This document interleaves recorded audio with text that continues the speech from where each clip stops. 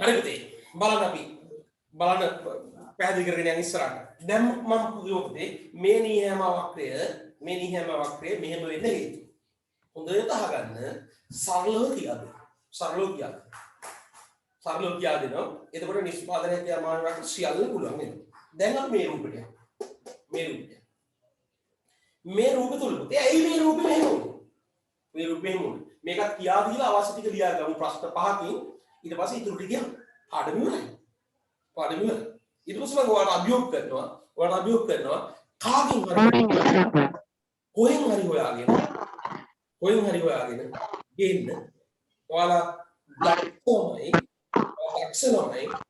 නිෂ්පාදනය කියමාරි වට කොහෙන් හරි ගෙනල්ලා ගුරුවරයා අමාරු දාන්නවා මාව අමාරු දාන්නවා කොහෙන් හරි ප්‍රශ්න ගේන්න නිෂ්පාදනය කියමාරි වට කොහෙන් විතරක් නෙවෙයි ආර්ථික විද්‍යාව ඕන තැනකින් ගේන්න ඔයාලට අදාළ සීමාව හෝ ඉතිහාස සීමාව හෝ එහා සීමාව අපේ කාලෙ විදම් කිරීමක් අරන් එන්න. ඒක තමයි හොයන්නේ. ඔයාලා හොයන්න ඕන. ඔයාලා එක්කම පරමාර්ථය තියෙන්න ඕනේ මාව අපහසුතාවටපත් කිරීම. ඒ සත්‍ය කරන්නේ පොයිද සත්‍ය කියනවා. වෙන කොහොමද කරන්න අමාරුයි. ඒ කියන්නේ අමාරුයි. නමුත් ඔයාලා කරන්න ඕනේ කොහෙන් හරි පාඩමකින් හොයන් එන්න ඕන.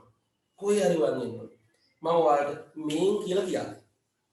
ඒ පුතේයි එහෙම කියන්නේ ඔයාලට මතක් කරලා දෙන්න ඕන. පුතේ ඔයාලා ඉපදෙන්න අම්මයි කුසේ ඔයාලා ඉද්දී ඒත් මම නිෂ්පාදන හැකියාව මම කරුගන්න. විශ්වවිද්‍යාලයේ ජීවිතයේදී අවුරුදු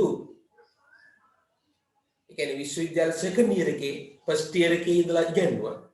ඒ ෆස්ට් ඉයර් එකේ ඉඳලා කියන්නේ පුතේ උසස් පෙළ කරපු දවසේ ඉඳලා මම ආර්ථික විද්‍යාව ඉගෙනුවා.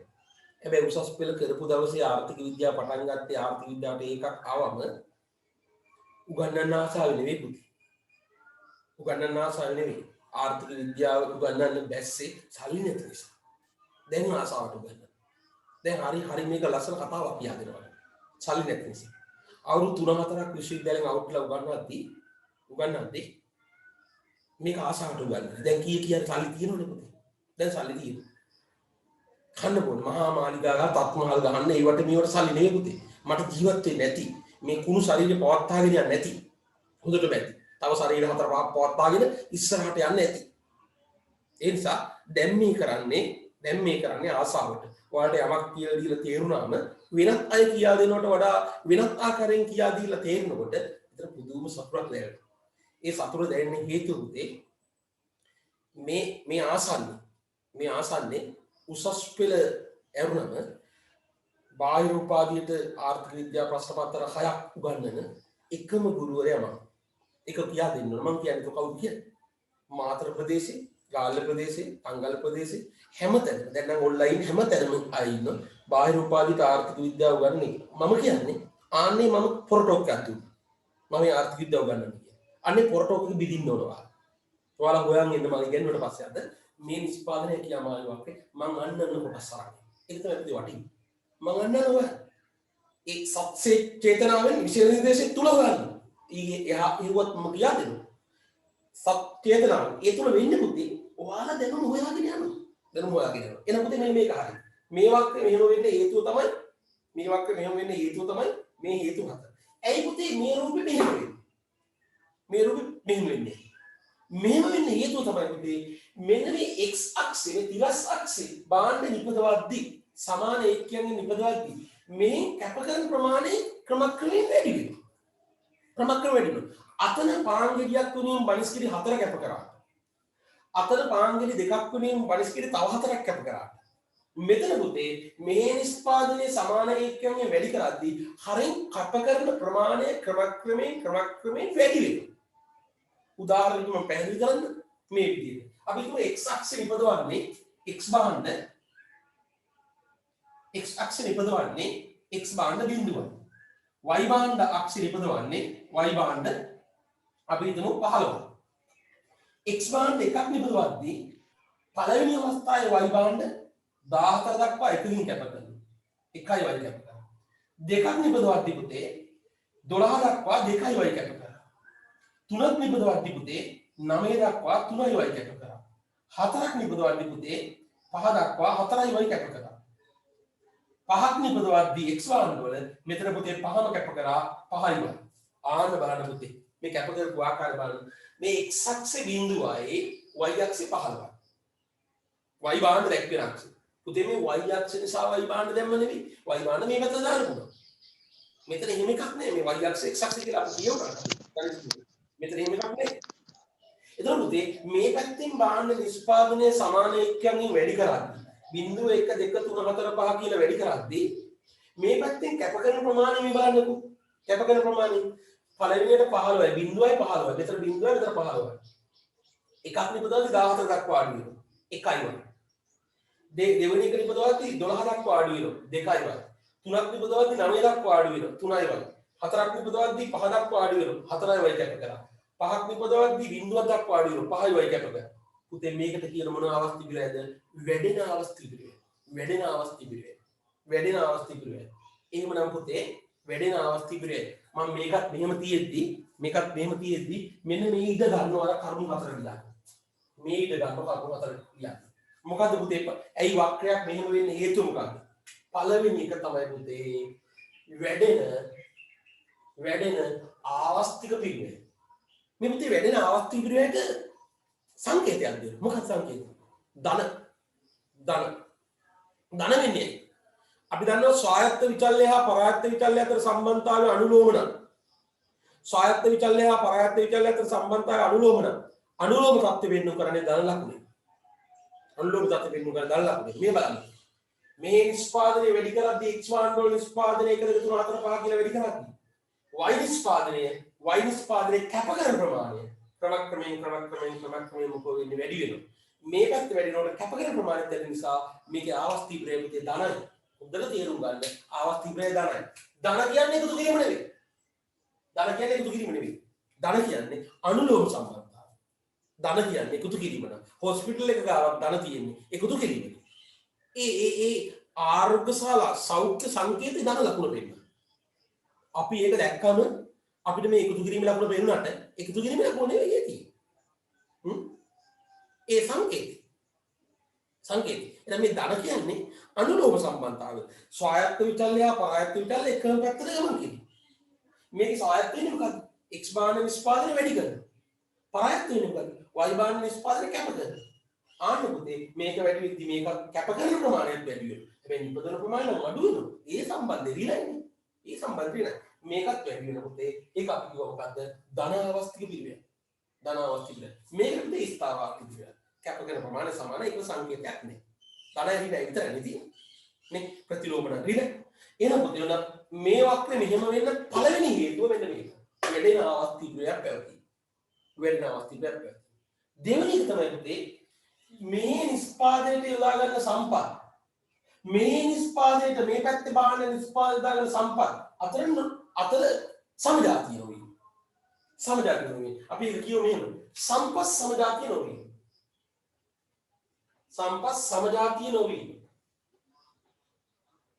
පුතේ සම්පත් සමජාතිය නොවෙනවා කියන අපි උදාහරණයක් ගන්න පුළුවන්. මේ පැත්තේ කුසිකාර්මික නිෂ්පාදන. අර පැත්තේ කාර්මික නිෂ්පාදන.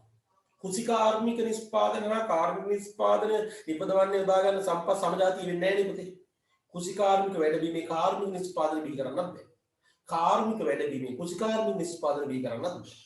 ඒවා බිහි කරන්න පුළුවන් පුතේ ලොකු කැපකිරීම කරන්න වෙනවා. කුසිකාර්මික වැඩබීම කාර්මික වැඩබීමක් බවට පත් කරන්න නම් ඒ මඩ ගොවිතැන නම් කුඹුරු ගොවිතැන නම් ඒවා යා ගොඩ කළා ගොඩ නැගිලි හදලා මල විශාල වැඩ කොටසක් කරන්න. කැපකිරීමක් කරන්න. ඒ වගේම තමයි පුතේ අපි ගත්තොත් මේ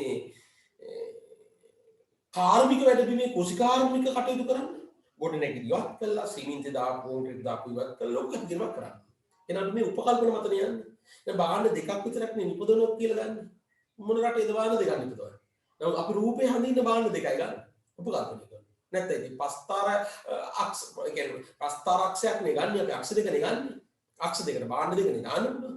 ඒ නිසානේ බාහන දෙකක් සීමා කරන්නේ. උපකල්පන මත යන්නේ. මේ උපකල්පන මත ගිහිල්ලා ගන්න නිගමන මේ තනි වූ හුදකලා වූ සිද්ධි සමස්තයට ආදේශ කරන්න පුළුවන්. මේ හුදකලා වූ සිද්ධි මේ හුදකලා කරලා ගන්න සිද්ධියක්. ඒක සමස්තයට ආදේශ කරන්න.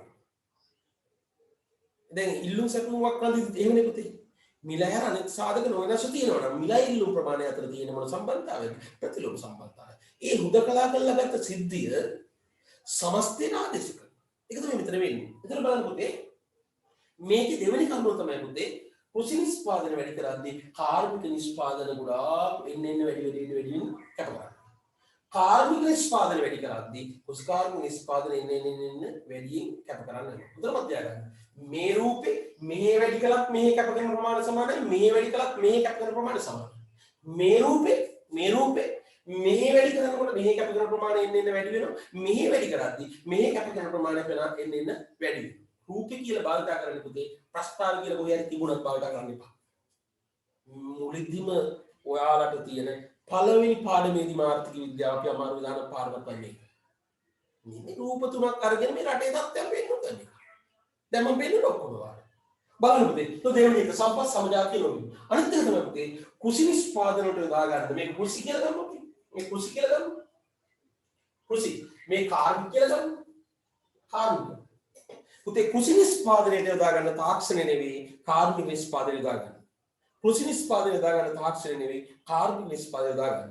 එහෙනම් තාක්ෂණය වෙනස් වීම සමාන වීම නෙවෙයි පුතේ අතන සමාන වීමනේ මෙතන තාක්ෂණය වෙනස් වීම. තාක්ෂණය වෙනස් වීම. මම ආයි කියන තාක්ෂණය කියන්නේ මොකක්ද කියලා. ඉංග්‍රීසියෙන් ටෙක්නොලොජි. සිංහලෙන් ආයි කියන පුළුවන් ශිල්පකර්ම. සරල සිංහලෙන් කියන පුළුවන් නව විද්‍යාත්මක දැනුම යොදා ගැනීම. මොනවටද නිෂ්පාදනය. දැන් අපි බලන්න මේ නව විද්‍යාත්මක දැනුම මේ sannivedana සම්බන්ධයෙන් නොතිබුණාම අද අපි අසරණ වෙන්නේ. අද හුදකලා වෙලා ගෙවල් වලට වෙලා ඉන්නේ. නමුත් Zoom තාක්ෂණය වෙන තාක්ෂණික ක්‍රම නිසා අපි දැන් වෙනදට වඩා පහසුවෙන් ඉගෙනීම කටයුතු කරනවා. නේ? ඔයාලා උදේ පාන්දර නැගිට්ටා. නේ? උදේ පාන්දර නැගිටලා ඔයාලා පන්ති කාමරයට ආවා. උදේ පාන්දර පිපිද්දලා ආවා. කවදාවත් අපිට මේ පසළොස්වක පොයදා මේ වගේ පුණ්‍ය කර්මයක් කරගන්න පුළුවන්ද වෙනද? බෑනේ. නේ? වෙසක් මෙතෙක් අවුරුදු 29ක් විතර මම ටියුෂන් කරා. අවුරුදු 29ක් විතර. එතන මේ අවුරුදු 29ක් විතර කරන ටියුෂන් උසස් පෙළ කරපු ගමන් උසස් පෙළ කරන්න කලින් ඉංග්‍රීසි කරා. ඉංග්‍රීසි ඉගෙන. ඒ වැඩ කරන්නේ නෙවෙයි ඉගෙනන්නේ. සල්ලි නෑ පුතේ. ආර්ථිකය හොයන්න. හරිද? සොයන්න නැගිට්ටා. පොඩ්ඩක් දැනගත්තා ඒ ටික ඉගෙනුවා. පස්සේ තමයි හොයාගෙන ගියේ. සමහරවිට පළවෙනියට අනුගමනය කරපු ක්‍රියාමාර්ග වැරදි. දෙවෙනි මාර්ග වලට ගියා. ඒකෙත් වැරදි. තුන්වෙනි මාර්ග වලට ගියා. මට විතරක් නෙවෙයි වැරදුනේ. අපේ ලොකු කෙනාටත් වැරදුනා. කවුද ලොකු කෙනා? බුදුහාමුදුරුවෝ. එයාට පස්සයික වැරදුනා පුතේ. පස්සයික වැරදුනා. ශරීර අධික දුක් දී. නමුත් වැරදුනාට පුතේ ඒ වැරදීම තුලින් සෙකන්ඩ් සයි වලට ආවය. දෙවන වාර. ශරීර අධික සැප දුන්නා. ඒකත් වැරදුනා පුතේ. එයා අන්තන් ඒ ලෙවල් කඩාගත්තේ පුතේ. ඒ තුනක් එක්ක ඒ ලෙවල් කඩාගත්තේ තර්ඩ් සයි එක. සම්පූර්ණ ගොඩ ගියා. එයා විතරක් නෙවෙයි ගොඩ ගියේ. එයා පාස් වුණාම සනුවරේම ගොඩ ගියා. තමන්ගේ නෝන තමන්ගේ දරුවා ගිහි ජීවිතේදී අම්මා ඒ විතරක් නෙවෙයි තාත්තා සනුවරේම ගොඩ ගියා. සනුවරේ විතරක් නෙවෙයි පුතේ ගොඩ ගියේ. අවුරුදු 2500 ගානක් තිස්සේ අපට ගොඩ යන්න මඟ කියලා දීලා තියෙනවා.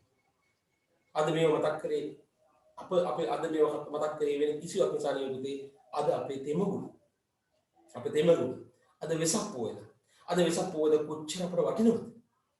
අපි කොච්චරද අපේ සියලු ප්‍රශ්න වලට පුතේ මේ සියලු ප්‍රශ්න වලට අපේ තියෙන මේ බුදුදහම තුළ විසඳුම. අපි වාසනාවන්ත ජාතිය.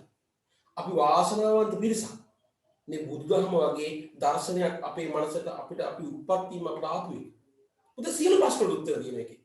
නිස්පාදනය කියලාමයිවක් නෙමෙයි. හැමදේටම ප්‍රශ්න දෙනවා. මේ නිස්පාදනය කියලාමයිවක් කියන්නේ මේ ජාතික අධ්‍යාපන ආයතන හදපු විශේෂ නිර්දේශකින් මේ අනාගතේ රස්සාවක් ගන්න උගන්නන සීල් ක්‍රමයක්. උසස් පෙළ විෂයන් තුන මොකද බුදුදහමත් එක්ක ගත්තා. එන පුතේ මේ සියලු ප්‍රශ්න වලට විසඳුම් විතර තියෙනවා. බුදුදහම අතාරින්න එපා. බුදුදහම අද දවසේ මොන හරි තේරුම් ගන්න. මොන හරි පොඩි දෙයක් තේරුම් ගන්න. බුදුදහම සම්බන්ධ. මේවා ප්‍රශ්න නෙවෙයි පුතේ. මේක අභියෝග කාගෙන යන්න. ඒ තුන කියන. පස්සයිකේ වැටෙන පස්සයිකේ අසාර්ථක වෙච්ච අය සැලෙන්න එපා. ඔයාලා අසාර්ථක මාස 24ක්. උන්වහන්සේ අසාර්ථක වුණ අවුරුදු 7ක්. බෞද්ධ සංස්කෘතිය දින ආකාරය. ඔයාලා මාස 28ක් අසාර්ථක වෙනවා. අසාර්ථක වුණේ නැහැ. ඔයාලා යම් පිම්මක් ඉස්සරහට ආවා. සෙකන්ඩ් සයි අසාර්ථක වෙන්න එපා. try කරන්න. අසාර්ථක වුණත් බය වෙන්න එපා. third side තියෙන්නේ. එනමුත් අපි යන් ඉස්සරහට මේ බලන්න මේ වක්‍රයේ පළවෙනි හේතුව වැඩෙන අවස්ථි පිළිවෙල. දෙවෙනි හේතුව සම්පත් සමජාතිය නොවීම. තුන තාක්ෂණ. තාක්ෂණ කියන්නේ ශිල්ප ක්‍රමය. නව විද්‍යාත්මක දැනුම. අන්තිමට තමයි සම්පත් නොගැලපීම. සම්පත් නොගැලපීම. සම්පත් නොගැලපීම. සම්පත් නොගැලපීම. නොගැලපීම කියන්නේ මේ අක්ෂෙන් නිෂ්පාදනය නොකරන උදාහරණ සම්පත් අනිත් අක්ෂ දැක්වෙන බාහිර ඉදීමට ඒ ආකාරයෙන්ම නොගැලපීම. ඕන්න කිව්වා විභාගෙදී අහලා තියෙනවා පාස්පිය මට පෙන්නන්න පුළුවන් වෙලාව නැති නිසා මගේ අද තියෙන ප්‍රොජෙක්ට් එකක් හා සමානයි. මගේ අද අවසාන අරමුණක් තියෙනවා. පැය දෙක තුන මේක ඉවර කරන්න ඕන කියන නිසා ඒ නිසා මට පාස් පේපර් පෙන්නන්න විදියක් නැහැ. මම පාස් පේපර් වලට දාන්න මතක් කරලා දාන්න මෙන්න මේව බලා ගන්න කියලා. ඔයාලා 2020 ඉඳලා ආපස්සට බලාගෙන යන්න පුළුවන් පාස් පේපර් වලට. නිෂ්පාදන හැකියාව මායිමක් වල වැඩෙන අවස්ථි පිළිවෙල ඇති වෙන්න හේතුව තමයි පුතේ මෙන්න මේක. වක්‍රයේ මෙහෙම මූලයට අවතල වෙන්න. පිටතට නිරා යන්න. අපේ ප්‍රොෆෙසර් අතපත්තු භාවිතා කරන්නේ අපේ සර් භාවිතා කරන්නේ වක්‍රයේ පිටතට නිරා යන්න. නිරා යන්න පුතේ හේතු හතරයි. එකක් වැඩෙන අවස්ථි පිළිවෙලක් පැවතීම. එකක් වැඩෙන අවස්ථි පිළිවෙලක් පැවතීම. අනිත් එක සම්පත් සමජාතිය නොවීම. අනිත් එක තාක්ෂණය වෙනස් වීම. අනිත් එක සම්පත් නොගැලපීම. සම්පත් නොගැලපීම. එහෙනම් ඔන්න රූප දෙක දැනගත්තා. රූප දෙක දැනගත්තා. දැන් අපි මං ගැනවෙන මේ ටික. නියම වක්‍රයක් කරන කුමක්ද? ඉගෙනගමු. නියම වක්‍රයක් කරන කුමක්ද? නිෂ්පාදන හැකියාව මානව වක්‍ර සරලකී වීමට හේතු. මොකද්ද? මෙන්න මේ හතර. ඊට කලින් සෝරි දෙවෙනි ප්‍රශ්නේ නිෂ්පාදන හැකියාව මානව වක්‍ර පදනම උපකල්පන මොනවද? මෙන්න දෙවෙනි ප්‍රශ්නේ. තුන්වෙනි ප්‍රශ්නේ. නිෂ්පාදන හැකියාව මානව වක්‍ර සරලකී වීමට හේතු මොනවද? හතරවෙනි ප්‍රශ්නේ නිෂ්පාදන හැකියාව මානව වක්‍ර මූලයට අවතල වීමට හේතු මොනවද? ඔය ඩිංග ඉගෙන ගත්තා. ඔය හතර ඉගෙන ගත්තා. නියම වක්‍ර කරන කුමක්ද? නියම වක්‍ර කරන පද නියම වක්‍ර පදනම් වල උපකල්පන මොනවද? සිතාගෙන මොනවද? නියම වක්‍ර සරලේ කියවන්නේ ඇයි? නියම වක්‍ර මූලයට අවතල වන්නේ ඇයි? ඔය හතර ඉගෙන ගත්තා. ඔය හතර ඉගෙන ගත්තම ඔතන ඉඳලා පුතේ ප්‍රශ්න 16ක් මම කතා කරනවා. ප්‍රශ්න 16ක් කතා කරනවා. මොකද්ද ප්‍රශ්න 16? ආර්ථිකය පෙන්වන්න පුළුවන් විවිධ අවස්ථා මේක පෙන්වන්නේ කොහොමද කියලා. ආවස්තික පිරිවෙන සංඛ්‍යාත්මකව ගණනය කරද්දී පොඩි පොඩි ගැටලුවක් තියෙනවා නම් මම ඒක ලියලා දෙනවා. යම් කිසි තැනකදී ලියලා දෙනවා. ඒ ලියලා දෙන්නේ ඇයි? ආවස්තික පිරිවෙන පළවෙනි පාඩමේදී අපි කියන්නේ පුතේ පළවෙනි පාඩමේදී කියන්නේ කැප කරන ඊළඟ හොඳම අවස්ථාවේ වටිනාකම ඉටු කරගත් අවස්ථාවේ ආවස්තික පිරිවෙන. කැප කරන ලද හොඳම අවස්ථාවේ වටිනාකම ඉටු කරගත් අවස්ථාවේ ආවස්තික පිරිවෙන. නමුත් පුතේ තුන්වෙනි පාඩමේ හතරවෙනි පාඩමේදී අපි කතා කරනවා ඍජු පිරිවෙන හා ආරෝපිත පිරිවෙන දෙකම එකතු කරාම ආර්ථික පිරිවෙන නැත්නම් ආවස්තික පිරිවෙන තමයි කියන්නේ. අපි එන ඉතින් කතා කරනවා ඍජු පිරිවෙන ආර්ථික පිරිවෙන ඍජු පිරිවෙන ආරෝපිත පිරිවෙන දෙකේ එකතු ආවස්තික පිරිවෙන වෙන්නේ කොහොමද කියලා.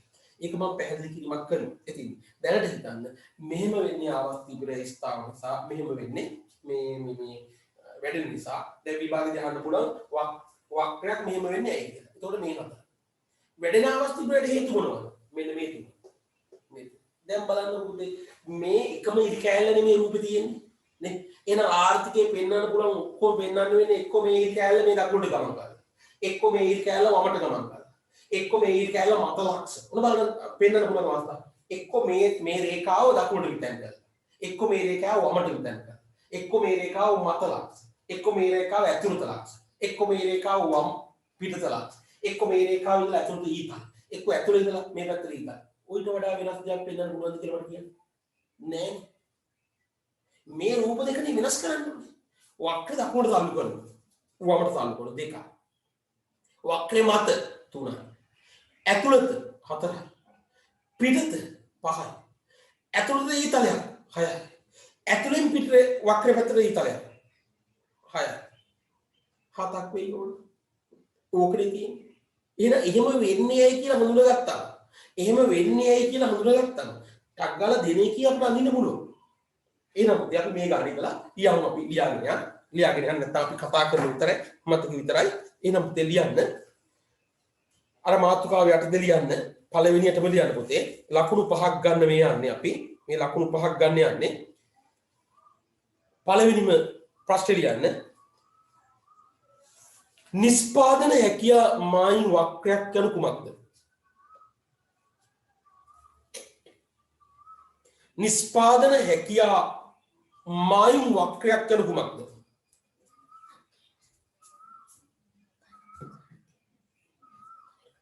නිස්පාදන හැකියා මායිම් වක්‍රයක් කරන කුමක්ද?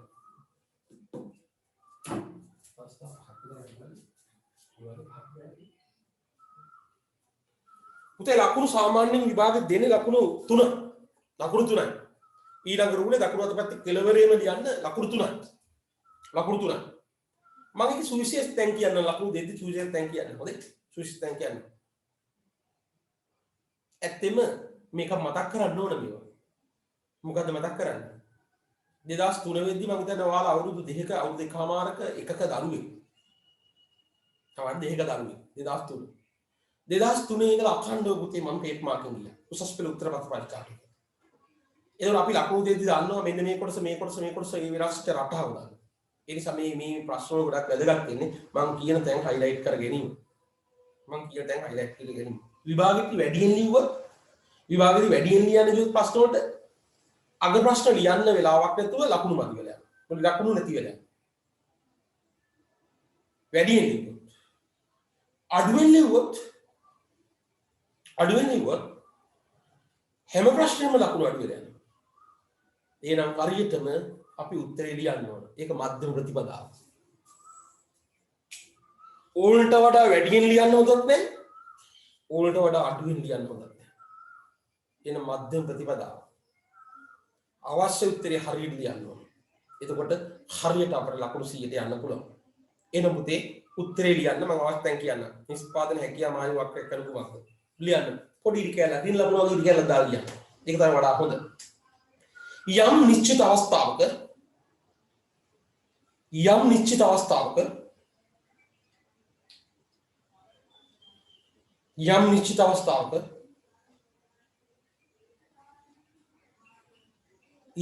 නිශ්චිත අවස්ථාවක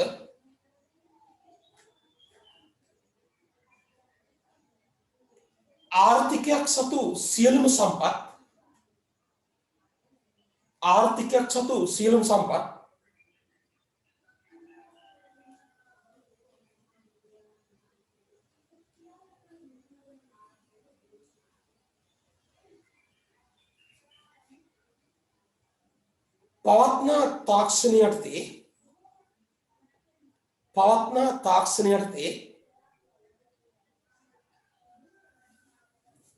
පවත්නා තාක්ෂණය යටතේ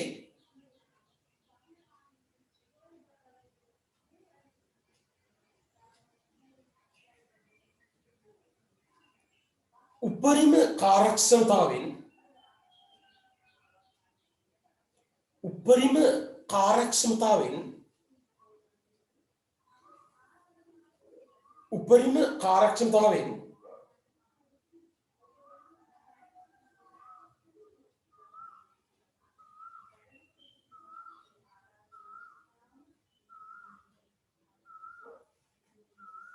කිසියම් භාණ්ඩ වර්ග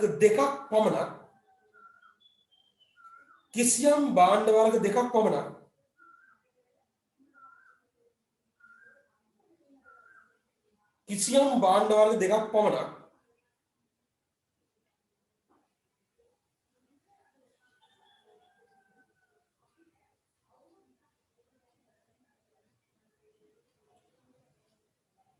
නිෂ්පාදනය කෙරේ නම්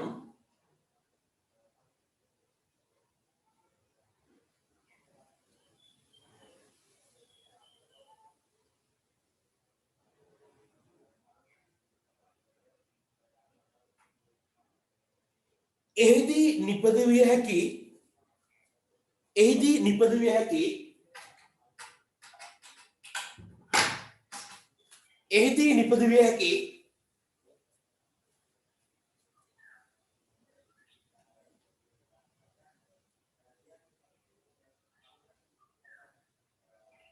උපරිම විකල්ප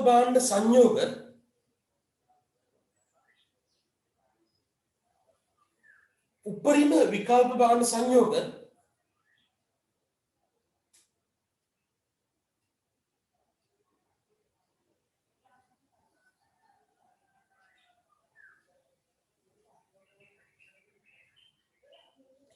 පෙන්නුම්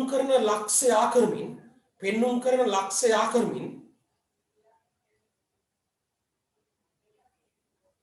පෙන්නුම් කරන ලක්ෂයා කරමින්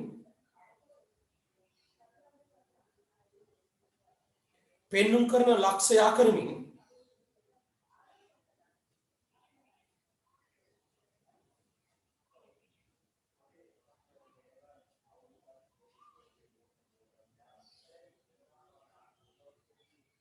අඳුරු ලබන රේඛාව අඳුරු ලබන රේඛාව අඳුරු ලබන රේඛාව අඳුරු ලබන රේඛාව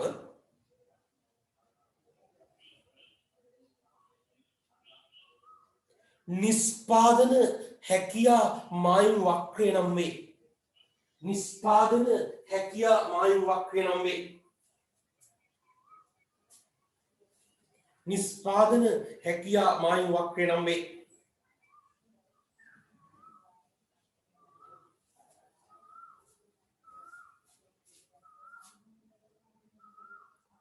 පුතේ අන්ඩර්ලයින් කරගන්න ඕන. ඔය පුතේ අඳිනු ලබන රේඛාව කියන එක තියෙන්න ඕන. ඒකට ලකුණක් දුන්නා. ඒක දෙන ලකුණ. වක්‍රය ගැන යහන්න අපි. රේඛාව කියන වචනේ නැත්නම් මායිම ගැන කියන්නේ. මායිමයි වැටයි කියන්නේ දෙකක් පුතේ. මායිමේ තියෙන්නේ හතර මායිම්. අපේ ඉඩමේ හතර මායිම් තියෙනවා.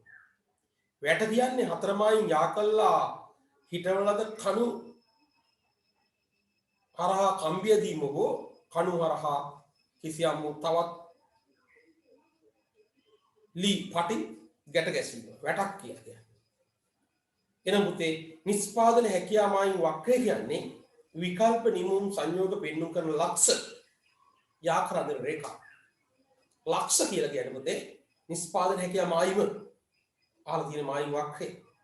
එතකොට ගොඩක් දරුවන්ට ඔය ලකුණු තුනෙන් ඒක මම පාස් පේ ප්‍රශ්නෙන් ගත්තේ ලකුණු තුනෙන් පුතේ ලකුණු දෙකයි හිමු. අපිට උපදෙස් දුන්නා අපි යටින් දාලා තියෙනවා රේඛාව වක්‍රය යන වචන නැත්තම් ලකුණු දෙකයි. දැන් අන්ඩර්ලයින් කරන්න පුතේ වක්‍රය කියන වචනේ තියෙන්න ඕනේ. ඒ නිස්පාදනය කියන මායිම් වක්‍රනේ අහලා තියෙන්නේ. මායිම් නෙවෙයි වක්‍රය. එතකොට දෙවෙනි එක දෙවෙනි ප්‍රශ්නේ. නියම වක්‍රයට පදනම් වන උපකල්පන මොනවාද? නියම වක්‍රයට පදනම් වන උපකල්පන මොනවාද?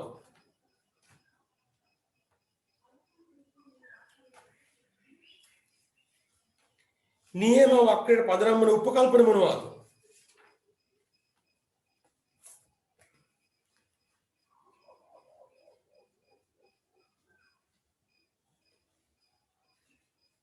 නියම වක්‍රයට පදනම් වන උපකල්පන මොනවාද? ලකුණු හතරක්. ලකුණු හතරක්.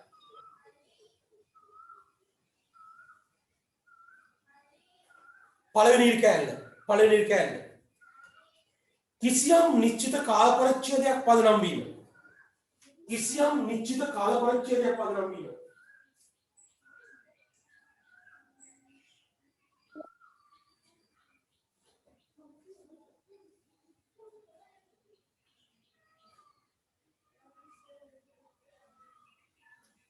කිසියම් නිශ්චිත කාල පරිච්ඡේදයක් පදනම් වීම.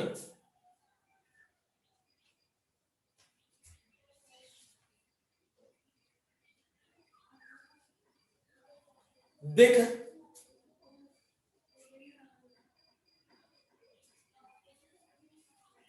භාණ්ඩ වර්ග දෙකක් පමණක් නිපදවන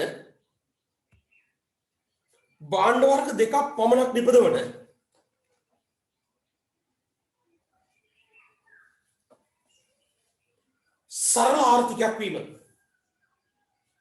භාණ්ඩ වර්ග දෙකක් පමණක් නිපදවන සරල ආර්ථිකයක් වීම.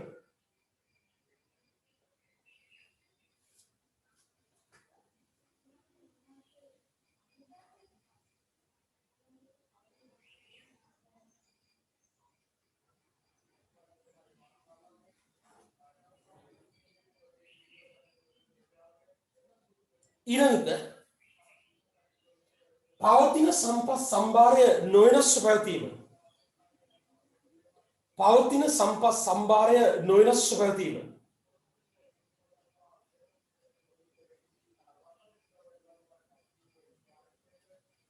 පවතින සම්පත් සම්භාරය නොවෙනස්ව පැවතීම. විස්තරාත්මක අවශ්‍ය නැහැ. විස්තරාත්මක කිව්වොත් ගුණාත්මක ප්‍රමාණාත්මක වන වෙනස්ව පවතින කියන එක.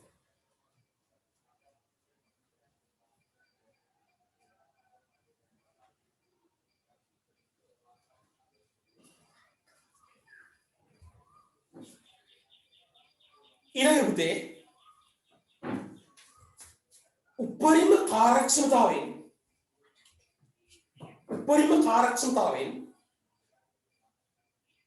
උපරිම කාර්යක්ෂමතාවයෙන්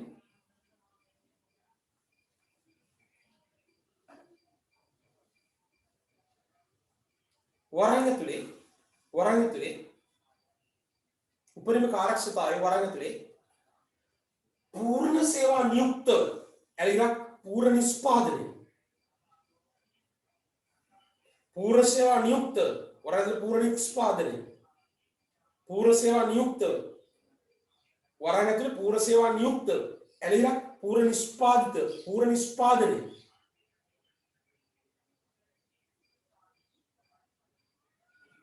වරම් වාහන නිපදවීම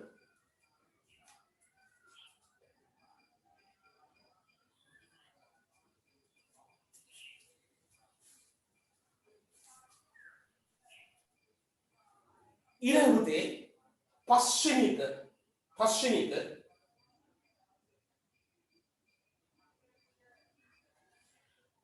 පවතින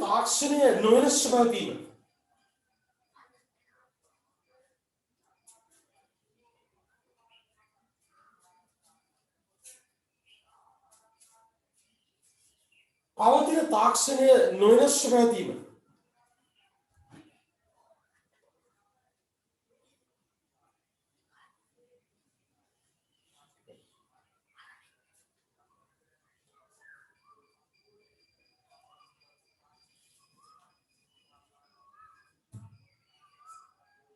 හරි පුතේ එහෙනම් දෙවෙනි එකත් හරි ඊළඟට ලියන්න ප්‍රශ්නේ තුන්වෙනි ප්‍රශ්නේ මේ වගේ අවශ්‍ය වචන අන්ලයින් කරන්න ඒවට ලකුණු දෙන්න මේන් හතරක් හරි නම් 4යි තුනක් නම් 3යි දෙකක් නම් 2යි එකක් නම් 1යි පුතේ ඊළඟ ප්‍රශ්නේ තුන්වෙනි ප්‍රශ්නේ නිහම වක්‍රයක් සරලකීය වීමට හේතු මොනවාද නිහම වක්‍රයක් සරලකීය වීමට හේතු මොනවාද නියම වක්‍රයක් සරලකීය වීමට හේතු මොනවාද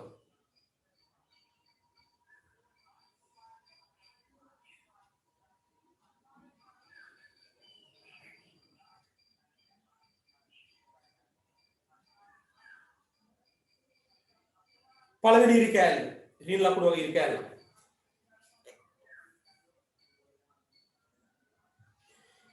ස්ථාවර ආවස්තික ප්‍රියක් පැවතීම ඕනනම් ගලපලා ලියන්න පුළුවන් භාණ්ඩ දෙක නිපදවීමේ ස්ථාවර ආවස්තික ප්‍රියක් පැවතීම කියලා ලියන්න පුළුවන් ගැටලුවක් නැහැ ස්ථාවර ආවස්තික ප්‍රියක් පැවතීම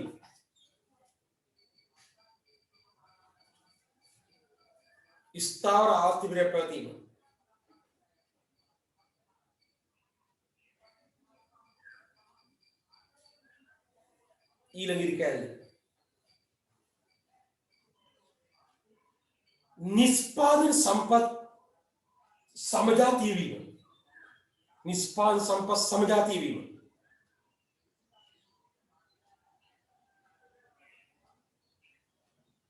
निष्पादन संपत्ति समझाती भी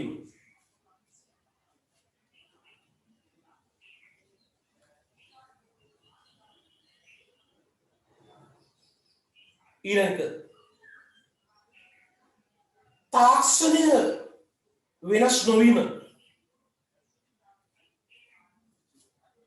ताक्षणीय विनाश नवीन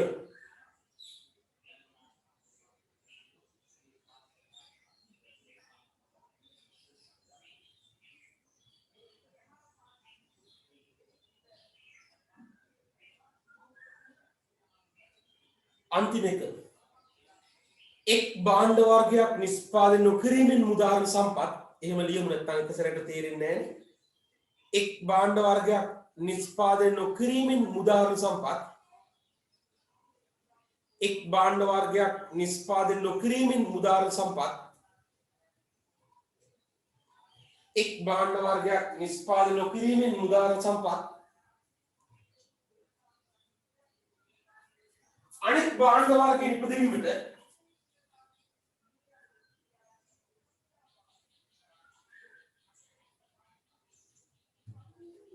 අනෙක් භාණ්ඩ වර්ගයේ නිපදවීමට අනෙක් භාණ්ඩ වර්ගයේ නිපදවීමට එක් භාණ්ඩ වර්ගයක් නිෂ්පාදනය නොකිරීමේ මුදාන සම්පත් අනෙක් භාණ්ඩ වර්ගයේ නිපදවීමට අනෙක් භාණ්ඩ වර්ගයේ නිපදවීමට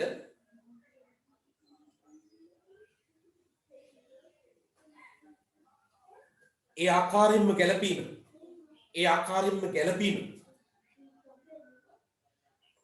ඕනනම් පුතේ කෙටියෙන් ලියා ගන්න පුළුවන් වරන් ඇතුලේ සම්පත් එකිනෙකට ගැළපීම සම්පත් එකිනෙකට ගැළපීම සම්පත් එකිනෙකට ගැළපීම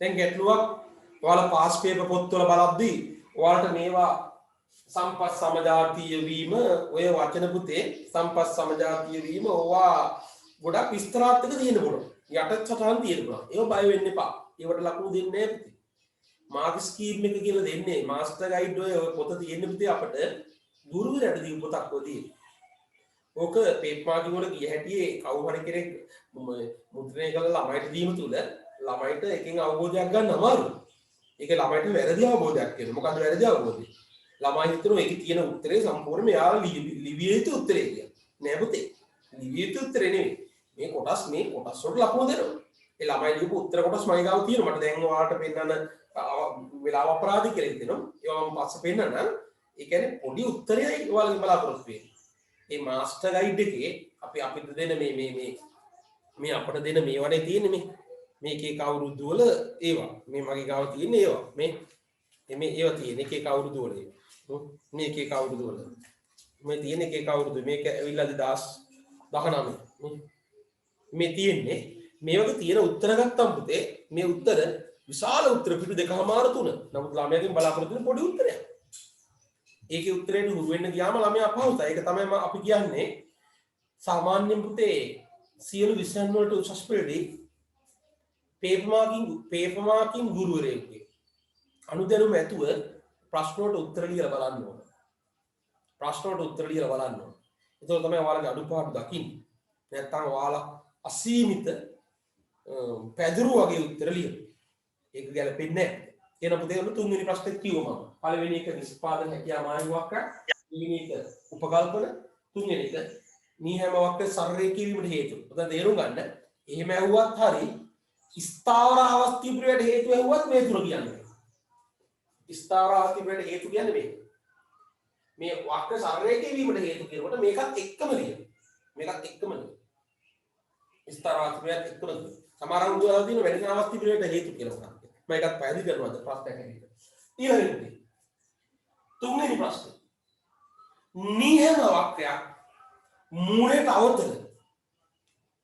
නියම වක්‍රයක් මූලයට අවතල. වරන් ඇතුලේ පිටතට නිරා යාමට. වරන් වන්න